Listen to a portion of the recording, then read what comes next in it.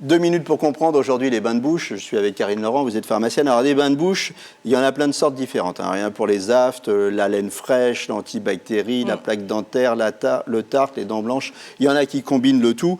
Alors à quoi ça sert les bains de bouche ? Les bains de bouche, déjà, je dirais dans un premier temps, la première étape, c'est déjà de se laver les dents. Déjà, première chose. C'est le premier bain de bouche. Ça semble bête, mais je peux vous dire qu'en officine, c'est quelque chose qu'il faut rappeler, parce que les gens, dans cette société, on va très vite, en France, hein. ils ont tendance à prendre le bain de bouche comme un nettoyage de dents. Or, ça ne remplace pas. Donc, première chose, c'est de pouvoir, en tout cas, se laver les dents.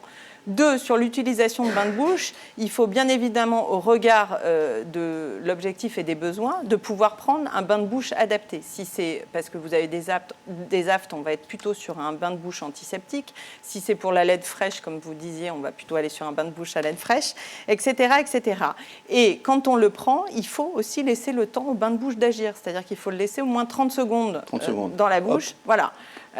Et après, ne pas l'avaler. Ça semble bête aussi, mais je peux vous dire qu'en officine, on rappelle toujours ces éléments parce que des fois, il y a des gens qui avalent tout simplement le bain de bouche si on leur précise. Qui le boivent ? Oui. Ouais. Ah oui. Ouais. Alors, remarquez, ils sont nettoyés de partout. Voilà. Alors, est-ce qu'on peut l'utiliser quotidiennement ? Alors, on peut, ça dépend. Si par exemple on est sur un bain de bouche antiseptique, attention parce que ça va modifier la flore locale et que bien évidemment vous risquez de vous engendrer d'autres problématiques. Donc les bains de bouche antiseptiques, vraiment que sur des courtes durées. Je tenais aussi à dire que les bains Attention aussi à l'hypersensibilité des dents, les plaies, tout ça. Oui, alors en cas d'extraction dentaire, bien évidemment, vous n'allez pas aller faire un bain de bouche juste après vous êtes fait arracher une dent. Il ne faut pas le faire parce qu'il y a un risque hémorragique fort.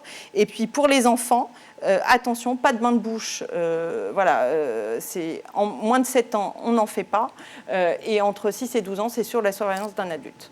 Voilà, vous savez tout sur les bains de bouche. À bientôt et d'ici là, portez-vous bien.